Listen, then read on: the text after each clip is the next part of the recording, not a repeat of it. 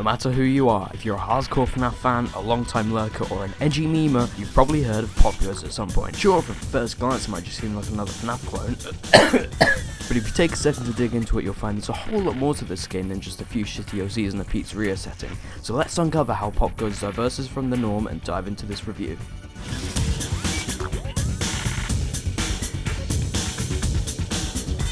The designs for the animatronics in this game are, really though, the animatronics in POPGOES, the main ones at least, take inspiration from the toy animatronics from Five Nights at Freddy's 2, although their newly optimized models featuring more complex joints and textures would tell you otherwise. But initially the toys were the series of robots they were based on, with early concept art for Stone the Crow being based entirely on Toy Chica, and the glossy texture the animatronics sport is reminiscent of them. The models themselves, while strongly reflecting the toys' designs, are quite well done. Their facial features are all perfectly balanced between too barren and too over-detailed, with interesting uses of lighter and darker tones, but one thing that lets the designs down a little exists from the shoulders down. Save for their respective tails, there isn't anything too interesting going on design-wise. None of the bellies extrude from their chests like they do in FNAF 2, and other than some darker tones for the joints, it all looks a bit flat, with POPGOES being the exception for having abnormally short legs, and a long-ass body to reflect that of an agile is also a nice touch. Stone is probably the most affected by this point, and the most unoriginal at that, with him looking like a palette-swapped Toy Chica minus the feather tufts. The drive-through sign kind of makes up for it, but it would have been nice to see some more initial design features. Other than that, they've got some pretty good designs going, especially with the unique head builds they have. Moving on from the main five, the more secret characters include Gravestone, Gemstone, Strings, Black Rabbit, the Lux animatronics, and Simon. Starting off strong with Simon is a great detailed model, completely unique to POPGOES. Granted, it is just an optimized skeleton, but it does have some really cool features to it, complete with metal wiring around his arms, the bare bones endoskeleton that really gives it a sinister feel, and the fact that the metal supports feel like they barely keep him upright, which just adds to that creepiness factor. Next up are Gravestone and Gemstone. These are both characters inspired by wordplay on the name Stone, and so ultimately are retextures, but in game they do serve meaning. Gravestone represents a literal gravestone for Jeremy Fitzgerald, and is clearly crumbling away, marking the fact that because of Fritz's outrage that in turn got Bonnie killed, now the pizzeria isn't transparent and clean like Gemstone, as there's been a murder, and Fritz's confidence in the fact that nobody could ever die at the POPGOES pizzeria was gone. He's a cool addition and fits well into the lore. Gemstone, on the other hand, is the polar opposite, representing transparency and the truth, hence his sign. The fact that he's made out of glass makes him the first of his kind, as quote, nobody's ever made an animatronic out of a material other than felt or plastic, making him unique to POPGOES. Overall, he's a neat design and stays true to the wordplay. Next up are the Lux animatronics and Black Rabbit. I'm not taking away too many points for these guys being recolors, as they hardly show up in the main gameplay, save for Bonnie, and they're relevant to the lore anyway, but yeah, they all look nice and do the job. There's a certain charm to the Lux animatronics having this white hot rage in their eyes, sprinting about and doing jack shit. Their joints glow their respective power colors, and yeah, not much else to say. Finally, we have Strings. Scarecrow Strings, if it wasn't clear, is the first version of Strings that Fritz created to fight his nightmares for him, and was implied in the phone calls to be the only Scarecrow that was deemed effective. Strings has a very nice, slender design, sporting a red-black color palette, and between his fingers, you guessed it, holds strings in his fingertips. Can't say much about his head, as it is literally just a chunk of black metal, but it fits well and supports the design. Finally, AI Strings, or Sex Strings, is the character you play as in POPGOES as an experiment to see what Fritz's AI can do. Sex Strings has lost the slender design, but features a more technical, robotic design, complete with metal tubes for arms, a monitor on his chest that I assume represents his panic meter, the camera that matches our perspective in game, and he's sitting on a 3D printer-esque base, matching the theme of the restaurant. In conclusion, POPGOES has a great cast of characters, ranging from simple animatronics to monstrosities like Simon, and we can only hope that POPGOES 2 will do an even better job, with 3 different sets of animatronics confirmed as of now, with Epitomes, Heartlesses, and quote-unquote cameo animatronics, which are Kane Carter's takes on the Nightmares, Wizards, and classics. Oh, forgot to mention, there's this guy! Morse the Mole is by far the most well-designed animatronic of the game.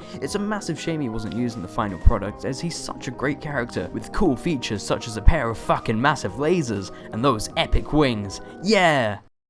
Actually, fuck off.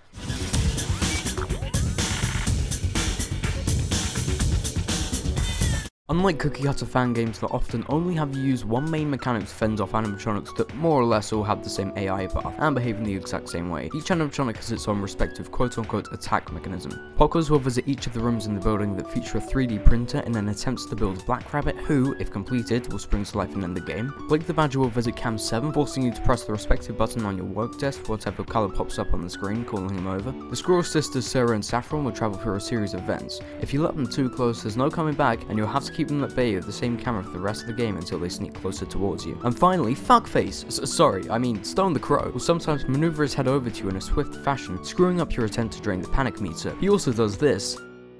Yeah, fun times! Overall, POPGOES has got some pretty unique and interesting mechanics. They're easy to grasp once you get the hang of it, and they're all entertaining to perform. The creator himself also mentions in the developer's commentary that POPGOES building Black Rabbit was based on the popular theory that Springtrap would build an animatronic to go after you out of the toy animatronic masks in the box of Fazbear's Fright. So it's cool that he took this idea and flipped it on his head for some awesome results. Stone as a difficulty balancer, however, is a little overpowered to me, but there'd be no fun if it were too easy. Finally, after you complete each night, you're treated to a minigame. Depending on the night, you play as a respective animatronic, travelling through the metaphorical brain of Fritz, destroying the respective toy animatronic. Each minigame has a speak and spell out words and phrases that eventually coin the phrase, "Fritz made a big mistake, he wants her back, they obey, save Bonnie." Attempting to get alternate endings by achieving small tasks during each night will change up the minigames a little by adding in Simon. When you walk up to Simon, your character will become a Lux animatronic, and if you keep it up for each night, you'll get a different ending. Now there are quite a few different endings that include finding drawings and doing other miscellaneous things that I won't get into too much detail about, because let's face it, it's a pretty big fan game. But hey, at least it proves that the developers actually had ideas and gave a shit, unlike a lot of other poorly made fan games, right? The minigames are what they are, appropriately styled like the FNAF 3 minigames, and can reveal a lot about the story, and overall are neat extensions to the night.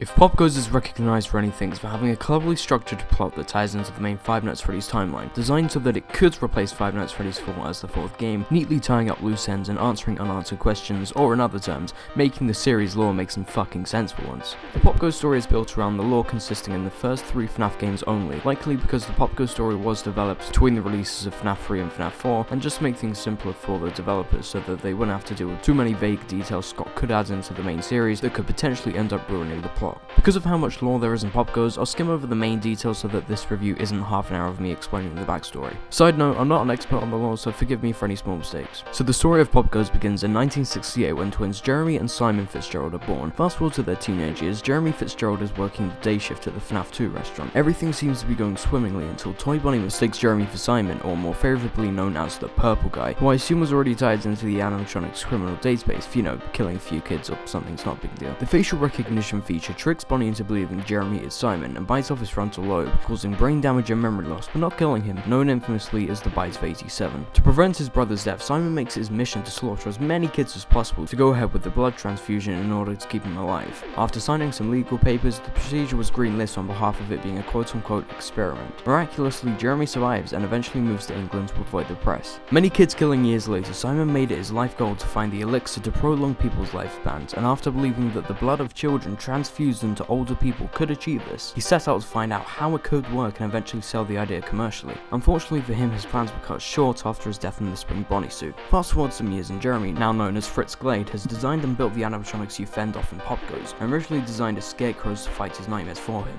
He also built the POPGOES Pizzeria, one of the most technologically advanced restaurants in the area, with the animatronics being described as running the place themselves, and even calling them animatronics is a disservice. Not long before, he attended an auction where he bought various electronic components for later use in the animatronics, including Freddy's top hat that would later become POPGOES, and the dismembered head of his brother, now known as Springtrap. He also had a daughter in 2002 named Bonnie, so that he could learn to love that name again. He later ended up killing her after mocking him with the toy Bonnie mask, triggering flashbacks of toy Bonnie. Later on, Fritz built a replica of his brother, a sinister looking purple skeleton, who he chained up after an unsuccessful attempt to replicate his personality in fear of what he's created, and eventually kills his creator in anger after deceiving Strings into freeing him. Now I know even a quick rundown of the story is a lot to take in, which is why I didn't go into too much detail, especially as there are several different endings, but hopefully you can see how well this ties in with the main franchise. It explains the Purple Guy in a lot of detail, which is something the series really needed an explanation for. It connects a lot of dots that the original series was missing, and overall made a satisfying close to the storyline.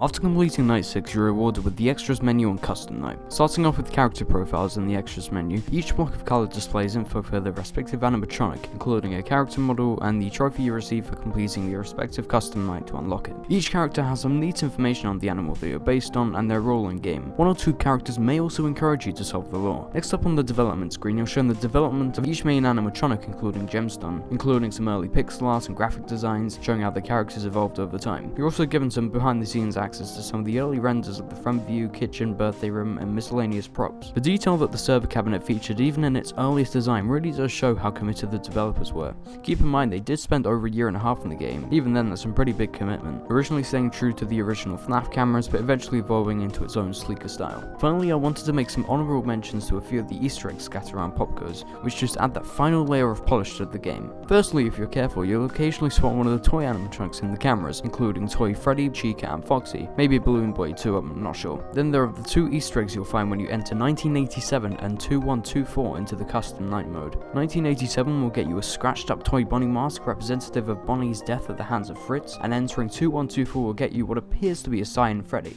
He isn't lore relevant, just a mascot for the 2124 subreddit. You also get a cool Simon Easter egg if you type in 1166. Finally, there's a purple car. Not much to say about it other than it represents Simon's car. In Scrapped Concepts, you'll find the best character in the series and his original sprite design, details about POPGOES Encore that was a planned sequel with a fuck ton of cool concept art that never made it to fruition, some more Easter eggs that were scrapped, and some FNAF 3 inspired props. There's even a scrapped menu concept that was appropriately literally a paper restaurant menu, which is probably one of my favourite scrapped ideas. Then there's the old minigames that gameplay wise resembled the Gives Gifts Give Life minigame from FNAF 2. And finally the scrapped Panic UI, which obviously was scrapped as you don't play as a human. You're also introduced to this fun face, the human equivalent of Fritz Glade. This was unused in the final game, but holy hell is it creepy as shit. Then there's the minigame map that shows each animatronic's route, and this is where you'll find out the shape of the minigame is of Fritz's brain, with Toy Bonnie at the forehead. Neat! Anyway, it's always cool to see what never made it into the full game, and it again proves that the developers spent time throwing around ideas, even developing them fully, only to find out that they just didn't work properly, ultimately making the game better at their own cost. Moving on to Custom Night, it's a pretty straightforward game mode, with trophy rewards, backgrounds, and more secrets available to unlock if you're up for the challenge. The difficulties consist of super easy, average, moderate, difficult, and impossible, but if even impossible mode is child's play to you, you're given a series of different cheats and challenges, cheats including radar that give away the animatronics locations on your phone's minimap, calm down for me that prevents a game over by having a full panic meter, and common sense that allows you to remove black rabbit parts by clicking on them. Challenges include zoophobia, which raises your panic meter twice the normal rate, faulty equipment that chops the duration of the ventilation lasers in the room shutdowns in half, and endless mode, which is pretty self-explanatory. However, you only beat it if you survive for at least 12 in-game hours. Beating difficult or impossible modes with any challenges enabled grants you alternate phone backgrounds as a reward. Personally, I think this is really cool. The game, provided you qualify, is one of the only fan games I know that allows you to customize the gameplay as much as it does, which is a pretty cool feature. I can't speak for anyone here, but from what I've seen, if you're determined enough, it seems pretty rewarding to get 100% completion.